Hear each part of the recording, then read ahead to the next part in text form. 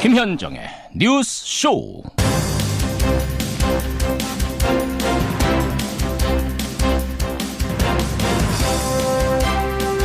이미 오래전에 했어야 할 조치다. 살인정권 북한을 고립시키는데 최대 작전을 지원하겠다.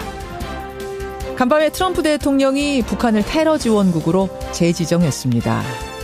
애청자 여러분 안녕하십니까. 충분히 예상이 됐던 일이라 그리 놀랍진 않습니다만 문제는 2달 가까이 도발을 멈추고 있는 북한이 다시 도발을 시작하진 않을까. 이것이 걱정입니다. 그런가 하면 충분히 예상됐던 일이지만 막상 발표가 되고 나니 걱정이 더 커진 사람들, 바로 포항의 수험생들입니다. 교육부는요, 예정대로 목요일에 수능을 치르고 만약에라도 시험 중에 지진이 발생하면 그 포항 6천 명에 대한 구제책은 차후에 따로 마련하겠다, 이렇게 발표를 했지요. 하지만 형평성을 고려할 때 과연 이들만을 위한 뾰족한 구제책이 만들어질 수 있는 건지 참으로 걱정입니다. 부디 최소한 적어도 그날만큼은 여진 없이 무사히 넘어가기를 그저 기도하는 수밖에 없는, 참 자연의 힘 앞에 한없이 작아지는 아침입니다. 김현정의 뉴스쇼 출발하죠.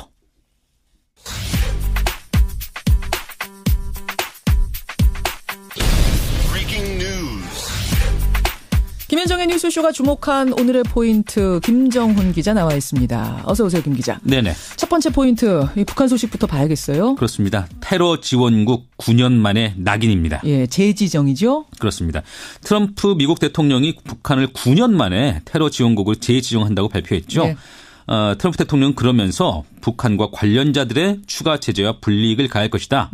살인 정권을 고립하는 최대의 압박 작전을 지원할 것이다, 이렇게 밝혔습니다. 처음 테러 지원국으로 지정됐던 게 1988년 그 대한항공 폭파 사건 직후 아닙니까? 맞습니다. 그렇게 지정이 됐다가 2008년 핵시설 검증에 합의하면서 그 해제가 됐거든요. 근데 9년 만에 다시 낙인이 찍히게 된 것이죠. 근데 재지정 이것으로 끝이 아닙니다. 재무부가 내일 그 추가 제재를 발표할 것이고 또 2주 후에는 그 제재가 최고의 수준이 될 것이다. 이게 트럼프 대통령의 말이기 때문입니다. 사실은 트럼프 대통령이 뭐 할 수만 있다면 김정은과 친구가 되고 싶다 이런 말도 하고 북한도 한 2달가량 도발 자제하고 유화 공론이 좀 조성되고 있었던 거 아니었어요? 근데 그럼에도 북한 태도의 근본적인 변화는 찾지 못했다는 게 아마 미국의 결론인 듯한데요. 위기 고조 가능성이 있습니다. 하지만 대화의 문이 완전히 닫힌 건 아닙니다. 그래요? 틸러슨 미 국무장관은 테러 지원국 재지정 발표 직후에 우리는 여전히 외교를 희망한다, 이렇게 강조를 했거든요. 이미 북한은 고강도 제재를 받고 있죠. 그래서 테러 지원국 재지정이 상징적 조치에 불과하다, 이런 시각도 있긴 합니다. 중국의 대북 특사가 빈손으로 귀국하지 않았습니까? 네. 그래서 미국이 좀 판을 흔들어 보려고 이런 조치 내린 거 아니냐, 뭐 이런 해석도 나오던데요. 지켜보죠. 네. 다음 포인트 갑니다. 네, 오락가락 입장이 흔들리는 공수처입니다. 고위공직자 비리수사처. 설치를 위한 논의가 지금 본격화되고 있는 거 아닙니까? 그렇습니다. 오늘 국회 법제사법위원회는 법원심사 소위원회를 열고요. 공수처 설치에 관한 법률안 등을 논의할 예정입니다. 네. 공수처에 반대해온 자유한국당의 최종 입장이 관건이죠. 그런데 어제 오락가락하는 모습을 보였거든요. 장제원 수석 대변인은 검찰을 견제하고 수사하는 기관이라면 공수처든 뭐든 설립해야 하지 않느냐는 의견이 법사위원 중심으로 광범위하게 형성되고 있다, 이렇게 말을 했습니다. 수석 대변인 말이에요, 이건? 네. 적폐 수사에 한창인 검찰의 불만을 터뜨리면서 입장 변화를 시사한 대목이죠. 그런데 이후에 홍준표 대표는 다시 충견도 모자라서 맹견까지 풀려고 하는 건 용납하기 어렵다, 이렇게 말했습니다. 검찰이 충견이고 공수처가 맹견이에요? 그렇게 해석되는 대목이죠. 그렇게 반대 입장을 거듭 확인한 모습이네요. 공수처 어디로 갈 것인가. 두 번째 포인트. 마지막 하나만 더 보죠. 네, 최장기간 조각의 완료입니다. 중소벤처기업부 장관 후보자 홍종학 후보자 임명 얘기군요. 네, 문재인 대통령이 결국 홍 후보자를 오늘 임명할 것으로 보입니다. 오늘요? 야권의 반대 속에 청문보고서 채택이 2번 연속 무산된 상태에서 임명이 강행되는 것이죠. 그렇죠. 새 정부 1기 내각이 출범한 지 196일 만에 완성되는 것입니다. 역대 정권을 통틀어서 조각에 가장 오랜 기간이 걸린 것이라고 하네요. 근데 인사 갈등은 앞으로도 여전할 것 같습니다. 이진성 헌법재판소장 후보자의 인사청문회 그리고 아직 지명되지 않은 감사원장 후보자의 임명 동의안에 야당이 아마 비협조적으로 나올 가능성이 있기 때문이죠. 그렇죠. 여기까지 오늘의 포인트. 김정은 기자 수고하셨습니다. 네. 검찰은 최경환 의원에 대한 전격 압수수색에 들어갔습니다. 국정원 특수활동비 1억여 원을 받은 혐의가 있습니다. 자유한국당은 검찰의 특활비를 연일 문제 삼으며 반격에 나섰습니다. 국정원 특활비 수사의 불똥이 검찰 특활비로 튀면서 여야 공방은 더욱 거세질 전망입니다. 특활비 여기저기서 특활비가 날립니다. 어제 검찰이요 최경환 의원의 집과 사무실을 압수수색했습니다. 국정원의 특활비와 관련된 수사가 정치권 전역으로 확산될 거다. 이런 전망까지 나오면서 지금 정치권의 특활비 공방이 벌어지고 있는데요. 먼저 자유한국당의 홍준표 대표는 국정원이 준 특활비만 수사할 게 아니다. 검찰이 법무부에 준 특활비도 수사를 해야 된다. 이렇게 요구를 했습니다. 그러자 여권에서는 아니 홍준표 대표는 과거 원내대표 시절에 그 특활비로 생활비 썼다고 말했던 분 아니냐. 그 유용도 문제 삼아야 되는 거 아니냐 이렇게 또 말을 했습니다. 이쯤 되면 좀 헷갈리시죠. 시작은 국정원이 박근혜 청와대에다가 상납했다는 그 특활비였는데 그 후로 막 여기저기서 툭툭 특활비 얘기가 나오니까 대체 뭐가 뭔지 어디에서 어디로 건네는 거는 되고 어디에서 어디로 건네는 건 안 되는 건지 헷갈립니다. 이분의 설명을 좀 들어보죠. 정의당 노회찬 원내대표 연결이 돼 있습니다. 노회찬 원내대표님 안녕하세요. 네, 안녕하십니까. 영수증 없이 쓸 수 있는 돈 특수활동비 여기까지는 이제 다들 아시거든요. 네네. 예, 이게 지금 모든 정부기관에 다 있는 겁니까? 어디에 있는 거예요? 거의 뭐 대부분 모든 정부기관은 아닌데 예. 많은 정부기관들이 이제 이 특활비라는 이름으로 돈을 쓰고 있죠. 쓰고 있고. 근데 원래 이 특활비는 예. 기재부 예산 지침에 따르면은 예. 기밀이 유지될 필요가 있는 정보와 사건 수사에 쓰는 걸로 돼 있습니다. 기밀 유지가 필수적인, 그러니까 영수증을 네. 끊지 않는 것이 더 유리하고 나라에 도움이 되는 이런 일. 예, 그래서 사실은 우리나라 전체 예산 중에서 특활비란 명목으로 배정된 것이 9천억 정도 되는데요. 예. 그 중에 90%가 국정원, 국방부, 경찰 이 세 곳에서 쓰고 있어요. 국정원, 여기 다 국방부, 정보 내지 수사를 하는 곳이잖아요. 그러네요. 예, 그래서 사실은 이 세 군데 이외에는 특활비가 필요 없다고 또 봐야 되는 거죠. 나머지 10% 가지고 다 나눠서 특활비 조금씩 주는데 그 양이 많지는 않은 거군요. 예, 그렇습니다. 자, 그런데 처음에 이 문제가 불거졌을 때는요. 국정원이 특활비를 007 가방에 담아가지고 청와대에 상납했다. 그 액수가 40억 플러스 알파다. 이렇게 나오니까 모두 엄청나게 놀랐어요. 어떻게 저런 일이 가능한가 이랬는데 그다음에 보니까 무슨 국회 정보위 소속의 여야 국회의원들도 받았다. 이런 말이 나오고 검찰도 그 검찰 특활비를 법무부에 줬다는 말이 나오고 근데 그건 또 당연한 일이다. 이런 얘기가 나오고 이렇게 되니까 국민들이 아니 뭐 대체 어떤 특활비는 줘도 되고 어떤 건 상납이고 뭐가 되고 뭐가 안 된다는 거야? 예, 그러니까 이거는 사실은 그 목적 용도 등을 엄밀하게 따져야지. 예. 그냥 똑같은 돈이라도 한국은행에서 발행했다는 돈도 그게 작물일 수도 있고 그다음에 뇌물일 수도 있고 그다음에 뭐 빌린 돈일 수도 있는 거 아닙니까? 한국은행에서 찍었어도 돈의 뭐 사용세가 다 다른 거죠.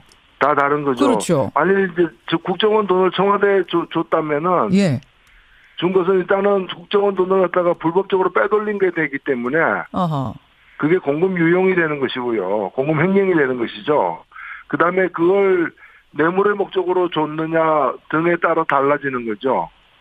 그러면 검찰이 지금 법무부에 줬다는 그 특활비 이건 이제 홍준표 대표가 문제 삼고 있는 건데 이건 어떻습니까? 예, 그 부분은 앞에 것하고는 좀 많이 성격이 다른 걸로 보여지고요. 그러니까 관행 자체가 잘못된 예를 들면은 지난번에 이제 서울지검장 이영렬 씨하고 이제 안태근 국장이 그 부하들 데리고 같이 이제 서로 격리하는 어떤 술자리 만찬 자리 가져가지고 다 문제가 되지 않았습니까? 서로 특활비를 줬죠. 이 팀한테 주고 저 팀한테 주고. 특활비를 상대에게 주는 그 되게 특활비가 수사와 기밀이 요구되는 어떤 정보 계통에 써야 되는데 그 동안에 그런 어떤 어디서든 좋다는 식으로 눈먼돈처럼 이렇게 배정해서 나눠줬었던 관례가 지금 진행되고 있거든요. 그리고 그거는 모든 부처가 국회도 마찬가지입니다. 지금도 국회 원내 교섭단체 대표들이 받고 있는 특활비. 예. 그 특활비도 그런 성격의 돈인 거죠. 그래서 그런 걸 제도 개선하는 문제하고, 그다음에 그런 관행 속에서도 관행을 넘어서서 어떤 불법이 되는 행위. 예를 들면 국정원이 특정한 자기들의 어떤 특활비가 계속 국회에서 예산 심사하는 게 문제되니까. 예. 문제되니까 당시에 이제 그 유력한 정치인들에게 자기들이 특활비를 갖다가 뇌물처럼 줘가지고. 예. 국정원 좀 봐달라고 했다면은, 예. 그거는 굉장히 문제가 되는 거죠. 좀 헷갈려요. 그러니까 검찰이 법무부한테 준 특활비는 가치가 이제 산하기관이잖아요. 산하기관이 우리가 특활비가 이 정도 있는데 업무를 더 잘하기 위해서 같이 쓰자. 이렇게 준 거면은 관행적으로 괜찮다는 거고. 법무부의 특활비가 법무부의 특활비가 이렇게 여러 이제 그 용처로 비목으로 해가지고 나뉘어져서 이렇게 책정이 됩니다. 예. 그거는 예를 들면 국회 특수활동비가 한 80억 정도 되는데요. 예. 그 돈도 마찬가지로 그렇게 나뉘어져 있거든요. 국회 80억 정도가 뭐 이 당의 원내대표 대표한테 주고. 입법활동 지원, 입법 및 정책 개발, 그 의원 연구단 단체 활동 지원. 이런 식으로 되어 있는데 이런 명목 자체가 일단은 원래 기재부의 지침하고 다르다라는 지적을 우선 드리는 거고요. 그런데 국회가 수사한 게 아니잖아요. 그렇죠. 그리고 기밀 정보를 수집하는 데도 아니잖아요. 예. 그러니까 입법활동 지원 이런 거는 특활비가 아닌 다른 명목으로 앞으로 계속 쓰라. 예. 이제 그런 이제 개선책이 있는 것이고요. 그런데 이 국회 특수활동비 중에 국회의장이 쓰는 명목 하나도 없거든요.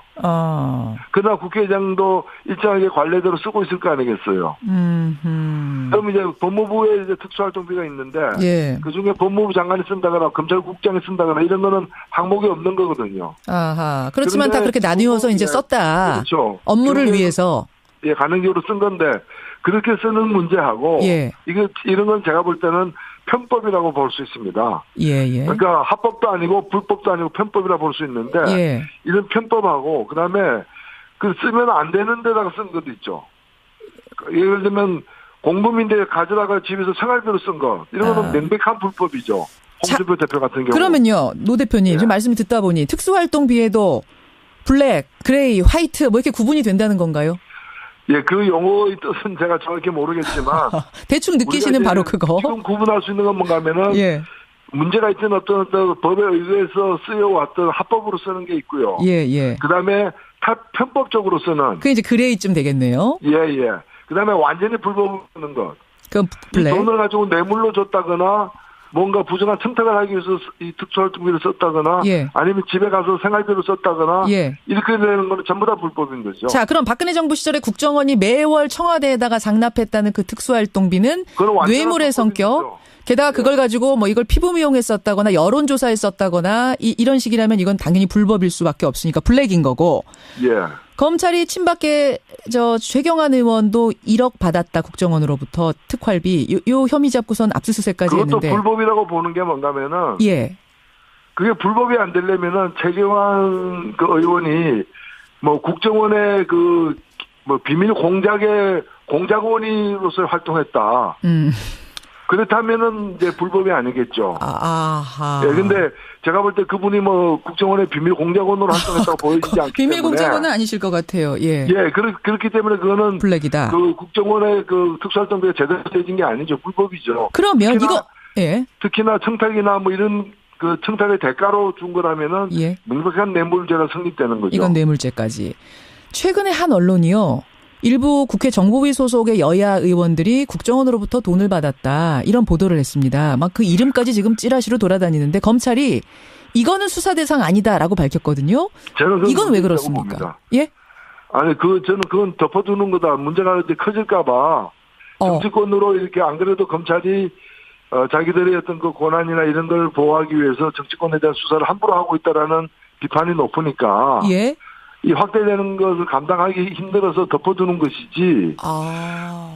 아까도 말씀드렸다시피 만일 그 국회의원들이 예. 국정원의 어떤 그 비밀 공작에 가담해가지고 예. 그 공작금으로다가 공작 활동비로다가 돈을 받았다면 합법이지만 예. 다른 용도 내지 목적으로 돈을 받았다면은 다 불법이에요. 아, 이거 불법이에요? 근데 이거는 당연히 불법이죠. 다른 데가 아니라 정보위 소속 의원들이기 때문에 관련 업무라고 봐서 이거는 합법일 수 있겠다라는 이런 해석들도 나오던데. 아, 그거나 오히려 그 예를 들면은 법사위 법무부의 특수활동비를 법사위 국회의원들이 받았다면은 예. 이거는 지금 같으면 부정청탁의 가장 대표적인 예가 되는 거죠. 그렇군요. 이것도 블랙이라고 그 상호 관계가 예. 이게 청탁을 주고받을 수 있는 관계잖아요. 그런 관계를 줬다면 포괄적 뇌물죄 구체적인 어떤 대가가 아니더라도 예. 이렇게 좀 봐달라, 법무부에서 좀 깎지 말아라거나, 알겠습니다. 법무부 인사 문제에 대해서 비판하지 말아라거나, 예. 이런 청탁이 얼마든지 가능한 거니까 포괄적 뇌물죄가 바로 되는 거죠. 이거는 불법이다. 지금 이게 그렇죠. 검찰이 수사 대상 아니라고 자꾸 하면은 이거는 덮고 가려는 그런 제스처로 보일 수 있다 이 말씀이세요? 네, 그렇습니다. 자, 이렇게 어쨌든 특활비에 관련된 이야기가 커지자 자유한국당이 아까 말씀드린 그 검찰과 법무부 특활비 얘기를 하면서 홍준표 대표의 예전 새누리당 원내대표 시절 그 특활비 얘기가 나왔어요. 그때 홍준표 대표는 생활비로 썼다고 하지 않았느냐라는 얘기가 여당 쪽에서 나오자 홍 대표가 해명을 했습니다. SNS에다가. 생활비로 썼던 건 아니다. 그때 그 수령 즉시 한 4, 5천만 원을 한 달에 받았는데 정책위 의장한테 정책개발비로 1,500만 원, 원내 행정국에 700만 원, 원내 수석하고 부대표들한테 격월로 각 100만 원씩 줬고 야당의 원내대표들에게도 국회 운영 비용으로 쓰라고 매월 보조를 했다. 생활비로는 안 썼다라고 해명을 했습니다. 이건 어떻게 보세요? 본인 입으로 생활비로 썼다고 얘기해놓고 그게 문제가 되니까 다른 용처가 있다고 이렇게 둘러대는 것으로밖에 보이지 않고요. 큰 당의 그 당대표 잘 되기는 좀 아닌 것 같습니다. 게다가 예. 다른 야당 원내대표들에게도 줬다라고 하는데 예. 이게 사실이라면 이거는 여당의 대표가 돈으로 야당을 매수했다. 그거밖에 볼 수 없는 그런 심각한 범죄 행위고 당시에 그 야당 원내대표 했던 분이 어저께 예. 이런 한 푼 받은 적이 없다. 받은 적 없다. 그래서 이게 돼서 그 사과 해명하지 바로잡지 않으면은 이게 그 사법처리도 불사하겠다는 그런 강경한 대응을 했거든요. 그래서 저는 이거는 이 진술은 좀 심각하게 좀 처리해야 될 문제가 아닌가 보여집니다. 그 야당 원내대표 누구세요? 예, 원혜영 원내대표가 어제 그러셨죠. 네네. 그 말씀하시는 거군요. 알겠습니다. 네. 홍준표 대표의 해명이 또 여기에 대해서도 나와야겠네요. 예. 여기까지 말씀 듣겠습니다. 노회찬 원내대표님 고맙습니다. 네, 감사합니다. 정의당 노회찬 원내대표였습니다.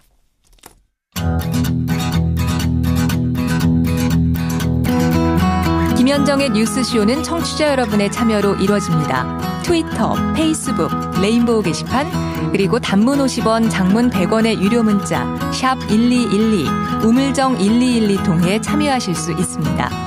김현정의 뉴스쇼, 여러분과 함께 만듭니다. 김성환의 행간 시사평론가 김성환 씨 나오셨습니다. 어서 오십시오. 네, 안녕하세요. 오늘 행간 뭐 가지고 오셨어요?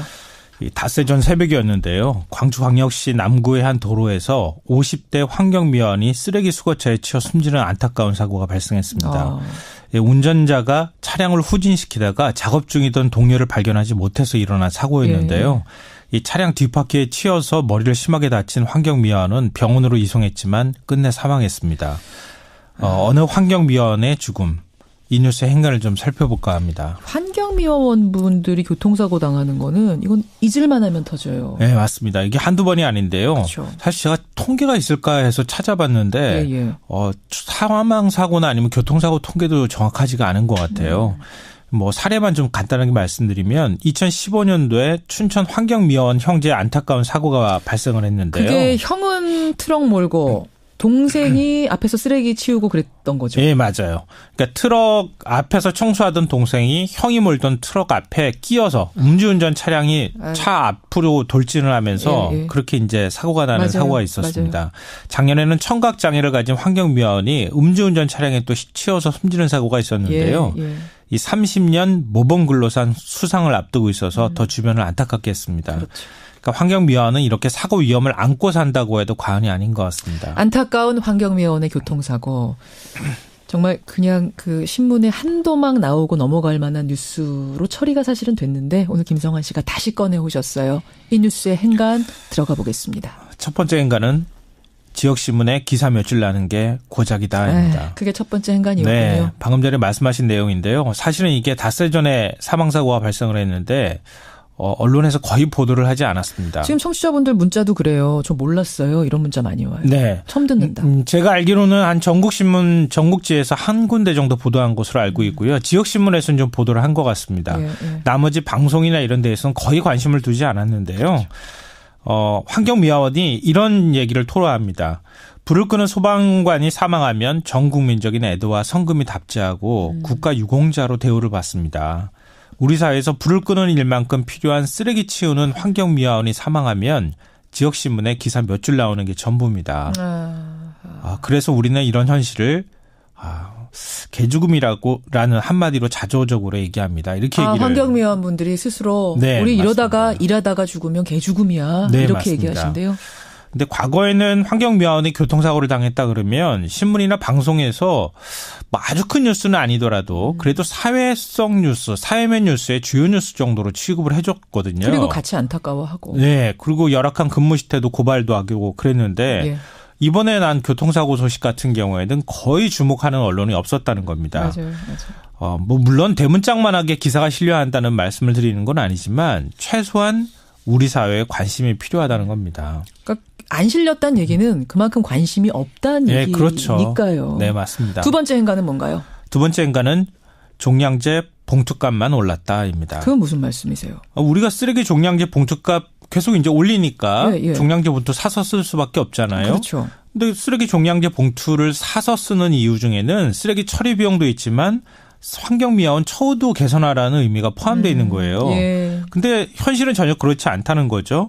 이번 교통사건 사고도 신호수 한 병만 더 있었다면 막을 수가 있었습니다. 지금 어떻게 타고 그분들 움직이세요? 그러니까 원래는 3인 1조로 움직여야 돼요. 운전수, 신호수, 쓰레기 수거. 아까 쓰레기 수거하는 분이 있고 이제 신호 저 차 온다 비켜 뭐 출발해 그렇죠. 이런 거 얘기해 주는 다른 차들이 올 때 조심하라고 있고. 이렇게 신호를 주는 분이 있어야 하는데 이렇게 3인 1조로 움직여야 되는데 현실은 2인 1조로 움직인다는 거예요. 그러니까 한 분은 운전을 해야 되고 다른 한 분은 쓰레기를 막 수거해야 되니까 차량이 오는지 안 오는지 확인하기도 어렵다는 거죠. 하긴 저도 3분 탄 쓰레기차 못 본 것 같아요. 저도 못 봤어요. 사실은. 그렇죠. 이러다 보니까 사고가 빈번할 수밖에 없는데요. 3인 1조가 원칙인데 왜 안 지켜지는 겁니까? 최저가 낙찰제도 때문입니다. 여기도. 이 지자체에서 청소 용역업체 선정을 할 때 용역비가 쌓일수록 예산을 절감할 수 있다. 그래서 이제 최저가 입찰을 하는 건데요. 그럼 용역업체는 어떻게 하겠어요? 써야 할 인력도 줄여서 비용을 보존할 수밖에 없다는 거죠. 예. 우리나라 뭐 쓰레기 분리수거하고 쓰레기 재활용률이 세계 최고 수준이다. 뭐 이렇게 자랑을 하는데요. 그 이면에는 환경미화원들의 열악한 처우가 있었다는 겁니다. 그러니까 환경미화원 처우는 과연 세계 몇 위일까요? 이것도 한번 조사를 해서 발표를 한번 해봤으면 좋겠어요. 마지막 행간은 뭡니까? 마지막 세 번째 행간은 당연한 것은 없다입니다. 당연한 것은 없다. 거리 청소는 왜 꼭 새벽에 해야 하죠? 아침에 출근길에 깨끗한 걸 사람들이 보고 싶어 하니까 뭐 이런 거 아니에요? 이게 당연하다고 생각하잖아요. 우리는 어떻게 보면. 근데 왜 낮에 청소하면 안 되나요? 아침에 조금 더 지저분하고 낮에 깨끗하면 안 되나요? 일본 같은 경우에도 새벽에 환경미화원이 일을 했었어요. 교통사고가 자주 발생하니까 10년 전부터 근무 시간을 일출 이후로 변경했습니다. 그래요? 예. 아침 7시 40분에 출근해서 오후 4시 25분에 퇴근한다고 합니다. 그래요. 우리 지하철 스크린도어 사고 났을 때 왜 열차 운행 시간에 근무를 하다 참변을 당합니까? 이런 질문을 했는데요. 우리가 이런 당연하다고 생각하는 걸 다시 한번 좀 생각해 봤으면 좋겠습니다. 고맙습니다. 놓쳤던 거 지적해 주셨어요. 김성환 씨였습니다. 네, 고맙습니다. 많은 분들이 놓쳤던 부분을 알게 해주셔서 고맙습니다. 김성환 씨한테 인사 주셨네요. 1부 여기서 줄입니다. 2부로 가죠.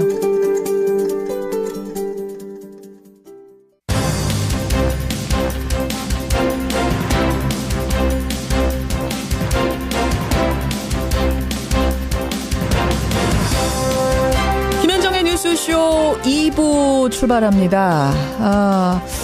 6270님, 저희 남편도 환경미화원인데 음주운전차에 치여서 꼬리뼈가 부러져 치료받았습니다. 김남민님, 환경미화원들은요, 사고 당해도 자비로 해결해야 된다고 하더라고요. 하셨어요. 정숙형님도 지금까지는 공무원인 줄 알았는데 이게 최저가 입찰제인지 몰랐다.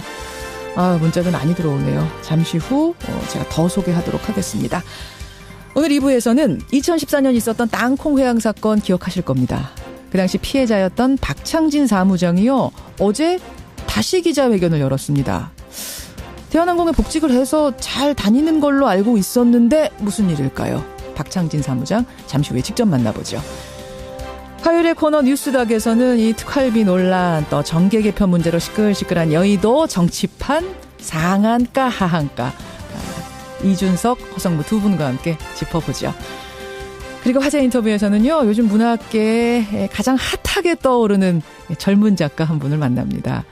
어제 오늘의 젊은 예술가상으로 선정이 된 분이에요. 박준 시인. 시집을 딱 한 권 냈는데 제목부터 참 매력적입니다. 당신의 이름을 지어다가 며칠은 먹었다. 예. 이 시집의 시인 박준 작가 잠시 후에 만나보시죠. 50원의 단문 100원의 장문 유료 문자 샵 1212 카톡 레인보우까지 열어놓고 출발합니다. 그동안 우리 머리 한켠에서 잊혀졌던 이름이 있죠. 박창진 사무장. 2014년 땅콩 회항 사건의 피해자 가운데 한 명입니다. 그런데 어제 인터넷상에서는요, 박창진 사무장의 이름이 오후 내내 눈에 띄었습니다. 이유인 즉슨 박 사무장이 어제 기자회견을 열고 조현아 대한항공 전 부사장과 대한항공을 상대로 소송을 제기한다는 겁니다. 아니, 이미 회사에 복직해서 근무 중인 걸로 아는데 왜 이 시점에 다시 소송일까요? 자, 직접 만나보죠. 박창진 사무장 연결이 돼 있습니다. 박 사무장님 안녕하세요. 네, 안녕하세요, 앵커님. 저희 마지막 출연하셨던 게 올 4월이었잖아요. 네네네, 그렇습니다. 예. 그때는 휴직을 하고 이제 복직을 한 상태로 출연을 하셨던 건데. 네네네. 그동안 잘 못 지내신 거예요? 어떤 면에서 그런 면이 있다고 할 수도 있겠죠. 예. 자, 어제 기자회견을 하고 소송 계획을 밝히셨는데, 지금 어떤 내용입니까? 그 가해 당사자가 피해자의 회복에 대한 의지가 있다든지, 혹은 뭐 반성의 의미가 있다 그러면 소송을 제기할 필요가 없겠지만, 예. 그런 게 없는 이상 강제력에 의해서 그걸 요구할 수밖에 없는 상황이 이제 도래한 거고요. 그래서 조현아 전 부사장이 지금 그 대상이 된 거군요. 그렇죠. 그분에 대해서는 나도 피해를 받기 때문에 피해에 대한 소송을 제기한다. 그렇죠. 하나가 이제 조현아 전 부사장을 상대로 한 그 땅콩 회항 사건에 대한 정신적 손해배상 청구 소송. 네. 또 한 가지는 뭡니까? 또 한 가지는 이제 제가 노동 현장에 와서 지금 겪고 있는 불이익에 대해서 이게 정당한가 부당한가에 대해서 법을 통해서 공정하게 이제 평가를 받고 싶다라고 하는 거죠. 네. 업무에 복귀한 후에 그러니까 어떤 불이익들을 좀 받으셨던 거예요? 지금 보니까 부당징계 무효 확인 청구 소송이던데. 실제적으로 이제 저는 대한항공에 입사해서 이제 팀장이라는 위치로 진급을 하고 그 직위에서 업무를 했는데. 그러니까 승무원들은 라인 팀장하고 일반 승무원하고 이렇게 나뉘는 거죠? 비행기 안에 탄 승무원들 중에도. 이제 분류를 할 수 있겠죠. 그런 과정이었는데 제가 복귀하는 과정에서 모든 자격 갱신이 요구됐고 영어 방송. 이 제가 이제 통과가 안 됐는데 그걸 이유로 해서 저는 이제 팀장 자격을 줄 수 없다. 그래서 이제 일반 승무원으로 일하게 됐는데 그건 또 다른 말로 얘기하자면 본인 책상 빼기가 아니냐. 책상 빼기 아니냐. 그렇죠. 그러니까 너 한직을 주고선 당신이 버틸 수 있으면 버텨보고 아니면 나가라는 식의 암묵적인 징계 아니냐 이렇게 생각하시는 거예요. 그렇죠. 그런 배경으로 느껴지는 거죠. 자, 그러면 지금 직급상은 사무직이란 직급이 유지가 되고 있지만 실제 업무로는 그냥 일반 승무원 역할하고 계시는 거예요. 그렇죠. 대부분 뭐 이코노미에서 이제 갓 입사한 승무원들이 하는 일들을 대부분 하고 있는데요. 근데 회사 측에서 이러더라고요.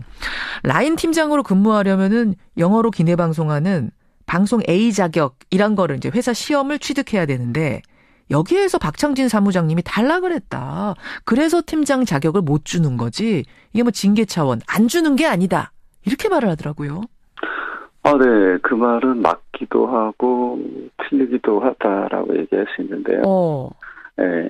회사가 이제 제시하는 지금의 얘기는 2014년 3월부터 시작된 대한항공 내에 자격책 검증 때부터 제가 이제 그 영어 방송문을 읽고 테스트를 받는 거가 100점 만점에 90점을 통과해야 되는데 90점을 통과 못했었다라는 얘기였는데요. 이 얘기 무슨 얘기냐면은 땅콩회항 사건 이전에도 이 시험을 박창진 사무장은 통과하지 못했었다. 땅콩회항 사건 때문에 일부러 떨어뜨린 게 아니다. 이렇게 지금 해명 자료를 내놨더라고요. 그래서 그게 이제 2014년 그 초부터 해서 2015년 6월 달까지 일단 본인 자격은 유지를 하되 강화된 자격 요건 하에 다시 모두 시험을 쳐서 갱신을 해라. 라고 했어요. 그러는데 저는 그 기간 내에 2달에 한 번씩 꼬박꼬박 그 시험을 치고 있었어요. 그러니까 이제 그거를 차곡차곡 보던 중에 이 사건이 터진 거군요. 그러니까 빨리 통과됐으면 좋긴 했는데 이제 그게 안 됐던 상황에서 사건이 터진 거예요. 네, 그래서 제가 이제 형평성에 문제가 있고 앞서 이게 모두 다 적용할 수 있는 거냐? 그래요. 그래서 이제 몇 번의 기회를 이제 잃은 채 어쨌든 한참 휴직을 하시고 다시 복직을 하셨어요. 그럼 박 사무장님 그냥 이번에 좀 시험 봤을 때 시원하게 붙으셨으면 좋았을 텐데 이번에 떨어지신 거예요? 네, 제가 이제 다른 영어 시험이나 자격 시험은 객관화된 지수가 있고, 뭐 토익 같은 경우에는 외부 기관의 검증을 받기 때문에 그렇죠. 실력이 그대로 반영됐다고 할 수 있는데 제 입장에서는 이 시험에 어떤 위력이 그 영향을 미칠 수 있는 조건이 있지 않았냐라는 의문을 제기하는 부분인데요. 잠깐만요. 회사가 이 시험에 회사가 내는 시험이니까 뭐 영향을 미치는 건 당연할 것 같은데. 첫 번째 이제 기존에 저는 팀장으로 있었고 이렇게 승무원들은 이제 팀장이 하는 방송과 일반 승무원이 하는 방송으로 나눠서 이제 방송 테스트를 받게 됐는데 저희가 이제 여지껏 해온 적이 없는 일반 승무원 방송문을 가지고 테스트를 보게 한 일단 조건이 달라진 거죠. 시험 조건이 달라졌어요. 그 이전에는 이제 원어민이 또 공인된 기관을 통해서 이 영어 테스트가 이루어졌는데 이번에는 또 내국인인 승무원 출신의 직원들이 그 평가에 이제 결과를 준다라는 것도 공정하지 못함이 있다. 혹시 그 과정에서 그럼 시험 치는 과정에서 내가 박창진이기 때문에 조금 더 불이익을 주고 있구나라는 어떤 그런 느낌도 받으신 거예요? 솔직히 이제 지금 몇 해까지 제가 방송 문제로 이렇게까지 해본 적이 없고 제 한국어 점수가 얼마냐 90점이 통과 점수인데 86점이라는 거죠. 영어는 뭐 어느 정도 이해가 되겠지만 이런 걸 보면 문제가 어떤 힘의 영향력 아래서 이런 일들이 일어나는 게 아닌가라는 합리적인 의심을 저는 한다는 거죠. 저희가 이제 회사 측에도 인터뷰 요청을 했습니다. 근데 회사 측은 거부하면서 이제 요목조목 반론 입장 그 해명 자료를 줬는데요. 한국어 시험도 떨어졌다. 이 부분은 특히나 더 지금 이해할 수 없다라는 말씀을 하고 계시는 거예요. 땅콩 회항 사건의 피해자 박창진 사무장 만나고 있습니다. 이게 2014년 겨울이었잖아요, 사무장님. 벌써 3년. 이제는 나 좀 그만 싸우고 싶다. 다시 복직했으니까 그냥 모든 거 내려놓고 좀 조용하게 평범하게 살고 싶다. 이런 생각도 하셨을 법한데. 네, 이거는 이제 이런 의미도 뭐 자기의 권리를 포기하지 않고 끝까지 지켜내려고 하는 노력이 뭐 누군가에게는 작게는 이제 저희 승무원들 또 감정 노동자들이 특히나 이런 상황들에 많이 노출돼 있거든요. 뭐라고 할 수 없는 직업이잖아요. 그걸 지금 우리나라에서만 인정하지 않고 있고 이런 걸 계기로 해서 고용주도 노동자를 내 소모품이나 노예처럼 함부로 다룰 수 없다는 생각을 갖게 될 것 같고 그게 이제 또 하나의 이제 개선의 시발점이 될 수도 있을 거라고 생각하고 있습니다. 네. 알겠습니다. 한 가지만 더. 대인 기피는 뭐 좀 다 괜찮아지셨어요? 고생 많이 하셨잖아요. 대인 기피증 때문에. 좀 좋은 소식일 수도 있는데 공황장애는 조금 많이 극복된 것 같아요. 그래요. 제가 작년, 재작년 2번 이제 관람을 하러 갔었는데 그때는 공황장애가 너무 심해서 과호흡하고 뭐 이런 거 죽을 것 같아갖고 그 공연을 보지를 못하고 나왔었는데 이번에 이제 지난달에 어떤 공연을 보러 갔는데 제가 그거를 끝까지 보게 됐어요. 3년 만이에요, 그러면? 그렇죠. 3년 만에 공연 보셨어요? 네네. 아유. 정말 기쁘기도 했고, 이렇게 서서히 나아갈 수 있구나라는 희망도 가지고 있고요. 아유, 그래도 좋은 소식 딱 하나 얻어서 좋네요. 다음에는 우리 좋은 소식만으로 다시 만날 수 있기를 바라겠습니다. 네, 더 좋은 소식이 많을 거라고 생각하고 있습니다. 예, 오늘 고맙습니다. 네, 감사합니다. 예, 어제 하루 종일 화제가 됐던 박창진 대한항공 사무장. 도대체 무슨 일이 벌어져서 다시 소송전에 들어가는 건지 직접 만나봤습니다.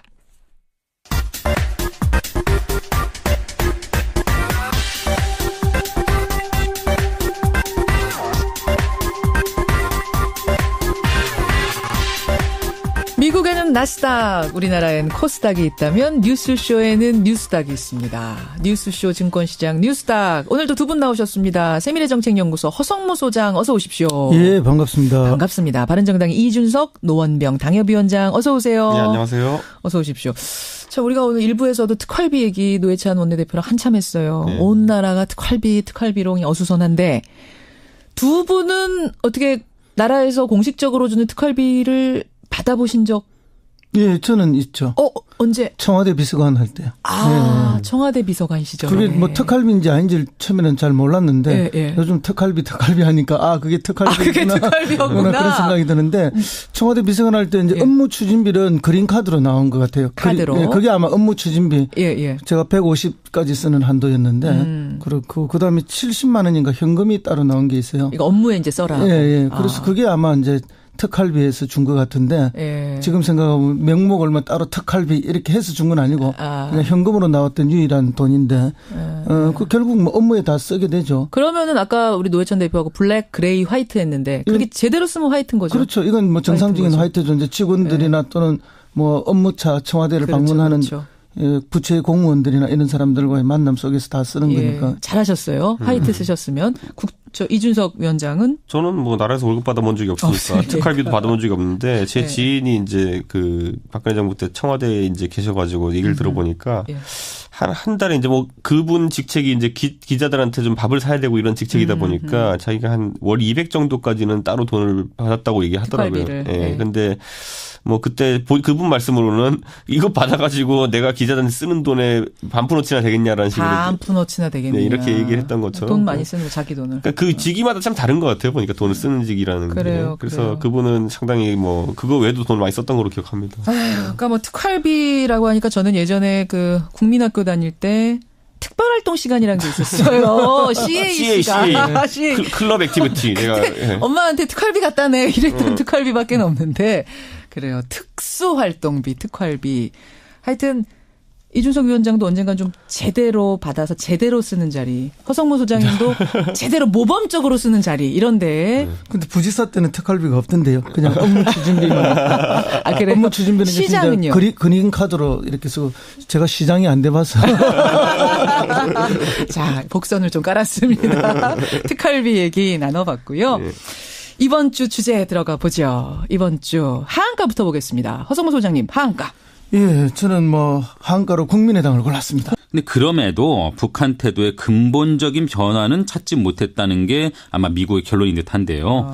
위기 고조 가능성이 있습니다. 하지만 대화의 문이 완전히 닫힌 건 아닙니다. 그래요? 틸러슨 미 국무장관은 테러 지원국 재지정 발표 직후에 우리는 여전히 외교를 희망한다 이렇게 강조를 했거든요. 이미 북한은 고강도 제재를 받고 있죠. 그래서 테러 지원국 재지정이 상징적 조치에 불과하다 이런 시각도 있긴 합니다. 중국의 대북 특사가 빈손으로 귀국하지 않았습니까? 네. 그래서 미국이 좀 판을 흔들어 보려고 이런 조치 내린 거 아니냐 뭐 이런 해석도 나오던데요. 지켜보죠. 네. 다음 포인트 갑니다. 네, 오락가락 입장이 흔들리는 공수처입니다. 고위공직자 비리수사처. 설치를 위한 논의가 지금 본격화되고 있는 거 아닙니까? 그렇습니다. 오늘 국회 법제사법위원회는 법원심사 소위원회를 열고요. 공수처 설치에 관한 법률안 등을 논의할 예정입니다. 네. 공수처에 반대해온 자유한국당의 최종 입장이 관건이죠. 그런데 그렇죠. 어제 오락가락하는 모습을 보였거든요. 장제원 수석대변인은 검찰을 견제하고 수사하는 기관이라면 공수처든 뭐든 설립해야 하지 않느냐는 의견이 법사위원 중심으로 광범위하게 형성되고 있다. 이렇게 말을 했습니다. 수석대변인 말이에요, 이건? 네. 적폐 수사에 한창인 검찰의 불만을 터뜨리면서 입장 변화를 시사한 대목이죠. 그런데 이후에 홍준표 대표는 다시 충견도 모자라서 맹견까지 풀려고 하는 건 용납하기 어렵다. 이렇게 말했습니다. 검찰이 충견이고 공수처가 맹견이에요? 그렇게 해석되는 대목이죠. 그렇게 반대 입장을 거듭 확인한 모습이네요. 공수처 어디로 갈 것인가. 두 번째 포인트. 마지막 하나만 더 보죠. 네, 최장기간 조각의 완료입니다. 중소벤처기업부 장관 후보자 홍종학 후보자 임명 얘기군요. 네, 문재인 대통령이 결국 홍 후보자를 오늘 임명할 것으로 보입니다. 오늘요? 야권의 반대 속에 청문보고서 채택이 2번 연속 무산된 상태에서 임명이 강행되는 것이죠. 그렇죠. 새 정부 1기 내각이 출범한 지 196일 만에 완성되는 것입니다. 역대 정권을 통틀어서 조각에 가장 오랜 기간이 걸린 것이라고 하네요. 그런데 인사 갈등은 앞으로도 여전할 것 같습니다. 이진성 헌법재판소장 후보자의 인사청문회 그리고 아직 지명되지 않은 감사원장 후보자의 임명 동의안에 야당이 아마 비협조적으로 나올 가능성이 있기 때문이죠. 그렇죠. 여기까지 오늘의 포인트. 김정은 기자 수고하셨습니다. 네. 검찰은 최경환 의원에 대한 전격 압수수색에 들어갔습니다. 국정원 특수활동비 1억여 원을 받은 혐의가 있습니다. 자유한국당은 검찰의 특활비를 연일 문제 삼으며 반격에 나섰습니다. 국정원 특활비 수사의 불똥이 검찰 특활비로 튀면서 여야 공방은 더욱 거세질 전망입니다. 특활비 여기저기서 특활비가 날립니다. 어제 검찰이요 최경환 의원의 집과 사무실을 압수수색했습니다. 국정원의 특활비와 관련된 수사가 정치권 전역으로 확산될 거다. 이런 전망까지 나오면서 지금 정치권의 특활비 공방이 벌어지고 있는데요. 먼저 자유한국당의 홍준표 대표는 국정원이 준 특활비만 수사할 게 아니다. 검찰이 법무부에 준 특활비도 수사를 해야 된다. 이렇게 요구를 했습니다. 그러자 여권에서는 아니 홍준표 대표는 과거 원내대표 시절에 그 특활비로 생활비 썼다고 말했던 분 아니냐. 그 유용도 문제 삼아야 되는 거 아니냐. 이렇게 또 말을 했습니다. 이쯤 되면 좀 헷갈리시죠. 시작은 국정원이 박근혜 청와대에다가 상납했다는 그 특활비였는데 그 후로 막 여기저기서 툭툭 특활비 얘기가 나오니까 대체 뭐가 뭔지 어디에서 어디로 건네는 거는 되고 어디에서 어디로 건네는 건 안 되는 건지 헷갈립니다. 이분의 설명을 좀 들어보죠. 정의당 노회찬 원내대표 연결이 돼 있습니다. 노회찬 원내대표님 안녕하세요. 네, 안녕하십니까. 영수증 없이 쓸 수 있는 돈 특수활동비 여기까지는 이제 다들 아시거든요. 네네. 예, 이게 지금 모든 정부기관에 다 있는 겁니까? 어디에 있는 거예요? 거의 뭐 대부분 모든 정부기관은 아닌데 예. 많은 정부기관들이 이제 이 특활비라는 이름으로 돈을 쓰고 있죠. 쓰고 있고. 근데 원래 이 특활비는 기재부 예산 지침에 따르면은 기밀이 유지될 필요가 있는 정보와 사건 수사에 쓰는 걸로 돼 있습니다. 기밀 유지가 필수적인, 그러니까 영수증을 끊지 않는 것이 더 유리하고 나라에 도움이 되는 이런 일. 예, 그래서 사실은 우리나라 전체 예산 중에서 특활비라는 명목으로 배정된 것이 9천억 정도 되는데요. 그 중에 90%가 국정원, 국방부, 경찰 이 세 곳에서 쓰고 있어요. 국정원, 여기 다 정보 내지 수사를 하는 곳이잖아요. 그러네요. 예, 그래서 사실은 이 세 군데 이외에는 특활비가 필요 없다고도 봐야 되는 거죠. 나머지 10% 가지고 다 나눠서 특활비 조금씩 주는데 그 양이 많지는 않은 거군요. 예, 그렇습니다. 자, 그런데 처음에 이 문제가 불거졌을 때는요. 국정원이 특활비를 007 가방에 담아가지고 청와대에 상납했다. 그 액수가 40억 플러스 알파다.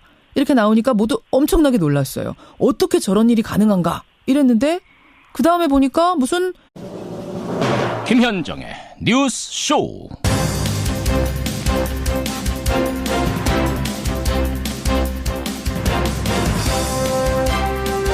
이미 오래전에 했어야 할 조치다.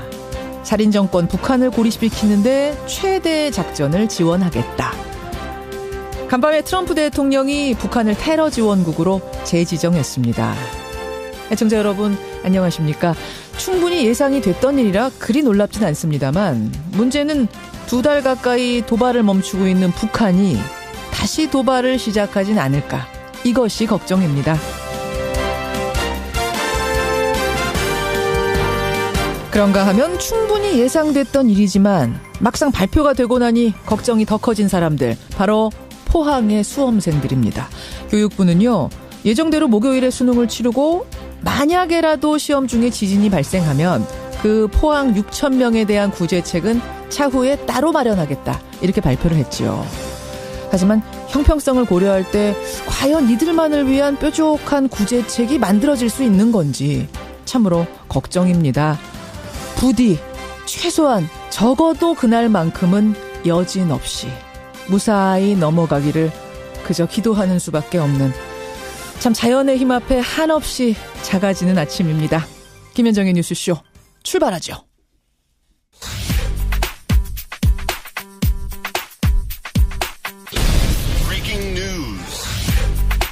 김현정의 뉴스쇼가 주목한 오늘의 포인트, 김정훈 기자 나와 있습니다. 어서 오세요, 김 기자. 네네. 첫 번째 포인트, 이 북한 소식부터 봐야겠어요. 그렇습니다. 테러 지원국 9년 만에 낙인입니다. 예, 재지정이죠? 그렇습니다.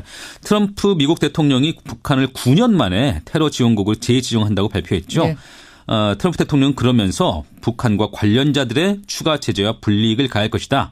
살인 정권을 고립하는 최대의 압박 작전을 지원할 것이다, 이렇게 밝혔습니다. 처음 테러 지원국으로 지정됐던 게 1988년 그 대한항공 폭파 사건 직후 아닙니까? 맞습니다. 그렇게 지정됐다가 2008년 핵시설 검증에 합의하면서 그 해제가 됐거든요. 근데 9년 만에 다시 낙인이 찍히게 된 것이죠.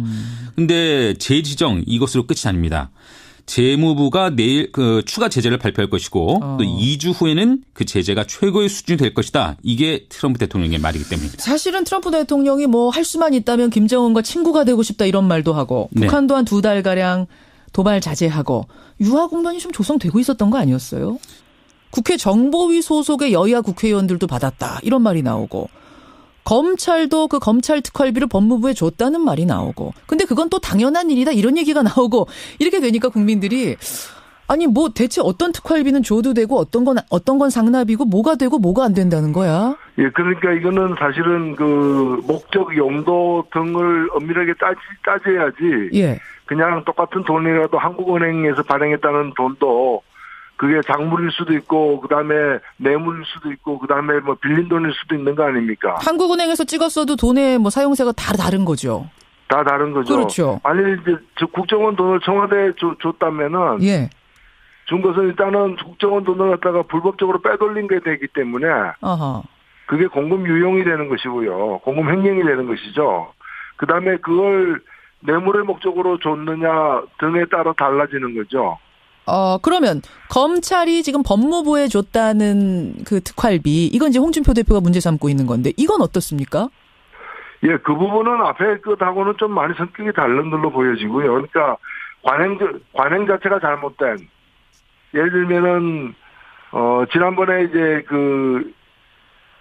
서울지검장 이영렬 씨하고 이제 안태근 국장이 그 부하들 데리고 같이 이제 서로 격리하는 어떤 술자리가 만찬 자리 가져가지고 다 문제가 되지 않았습니까? 서로 특활비를 줬죠. 이 팀한테 주고 저 팀한테 주고. 특활비를 상대에게 주는 그 되게 이제 특활비가 수사와 기밀이 요구되는 어떤 정보 계통에 써야 되는데 그 동안에 그런 어떤 그 어디서든 좋다는 식으로 눈먼 돈처럼 이렇게 배정해서 나눠줬었던 관례가 지금도 진행되고 있거든요. 그리고 그거는 모든 부처가 국회도 마찬가지입니다. 지금도 국회 원내 교섭단체 대표들이 받고 있는 특활비. 그 특활비도 그런 성격의 돈인 거죠. 그래서 그런 걸 제도 개선하는 문제하고, 그다음에 그런 관행 속에서도 관행을 넘어서서 어떤 불법이 되는 행위. 예를 들면 국정원이 특정한 자기들이 어떤 특활비가 계속 국회에서 예산 심사하는 게 문제되니까. 문제되니까 당시에 이제 그 유력한 정치인들에게 자기들이 특활비를 갖다가 뇌물처럼 줘가지고 국정원 좀 봐달라고 했다면은 그거는 굉장히 문제가 되는 거죠. 좀 헷갈려요. 그러니까 검찰이 법무부한테 준 특활비는 가치가 이제 산하 기관이잖아요. 산하 기관이 우리가 특활비가 이 정도 있는데 업무를 더 잘하기 위해서 같이 쓰자 이렇게 준 거면은 관행적으로 괜찮다는 거고. 법무부의 특활비가 법무부의 특활비가 이렇게 여러 이제 그 용처로 비목으로 해가지고 나뉘어져서 이렇게 책정이 됩니다. 예. 그거는 예를 들면 국회 특수활동비가 한 80억 정도 되는데요. 예. 그 돈도 마찬가지로 이렇게 나뉘어져 있거든요. 국회 80억 정도가 뭐 이 당의 원내대표 대표한테 주고. 입법활동 지원, 입법 및 정책 개발, 뭐 그 의원연구단 단체 활동 지원 이런 식으로 돼 있는데 이런 명목 자체가 일단은 원래 기재부의 지침하고 다르다라는 지적을 우선 드리는 거고요. 그런데 국회가 수사한 게 아니잖아요. 그렇죠. 그리고 기밀 정보를 수집하는 데도 아니잖아요. 예. 그러니까 입법활동 지원 이런 거는 특활비가 아닌 다른 명목으로 앞으로 계속 쓰라. 예. 이제 그런 이제 개선책이 있는 것이고요. 그런데 이 국회 특수활동비 중에 국회의장이 쓰는 명목 하나도 없거든요. 그러나 국회의장도 일정하게 관례대로 쓰고 있을 거 아니겠어요. 그럼 이제 법무부에 이제 특수활동비가 있는데 그 중에 법무부 장관이 쓴다거나 검찰국장이 쓴다거나 이런 거는 항목이 없는 거거든요. 아하. 그렇지만 다 그렇게 나뉘어서 이제 썼다. 그렇죠. 업무를 위해서. 가능적으로 쓴 건데 그렇게 쓰는 문제하고 이런 건 제가 볼 때는 편법이라고 볼 수 있습니다. 그러니까 합법도 아니고 불법도 아니고 편법이라 볼 수 있는데 이런 편법하고 그다음에 그 쓰면 안 되는 데다가 쓴 것도 있죠. 예를 들면 공범인데 가져다가 집에서 생활비로 쓴 거 이런 거는 명백한 불법이죠. 홍준표 대표 같은 경우. 그러면요, 노 대표님 지금 말씀을 듣다 보니 특수활동비에도 블랙, 그레이, 화이트 뭐 이렇게 구분이 된다는 건가요? 그 용어의 뜻은 제가 정확히 모르겠지만 대충 느끼시는 바로 그거. 지금 구분할 수 있는 건 뭔가 하면은 문제가 있던 어떤 법에 의해서 쓰여왔던 합법으로 쓰는 게 있고요. 그다음에 편법적으로 쓰는. 그게 이제 그레이쯤 되겠네요. 그다음에 완전히 불법으로 쓰는 것. 그럼 블랙. 이 돈을 가지고 뇌물로 줬다거나 뭔가 부정한 청탁을 하기 위해서 이 특수활동비를 썼다거나 아니면 집에 가서 생활비로 썼다거나 이렇게 되는 거는 전부 다 불법인 거죠. 자, 그럼 박근혜 정부 시절에 국정원이 매월 청와대에다가 상납했다는 그 특수활동비는 뇌물의 성격. 게다가 그걸 가지고 뭐 이걸 피부미용에 썼다거나 여론조사에 썼다거나 이런 식이라면 이건 당연히 불법일 수밖에 없으니까 블랙인 거고. 검찰이 친박계 최경환 의원도 1억 받았다 국정원으로부터 특활비 요 혐의 잡고선 압수수색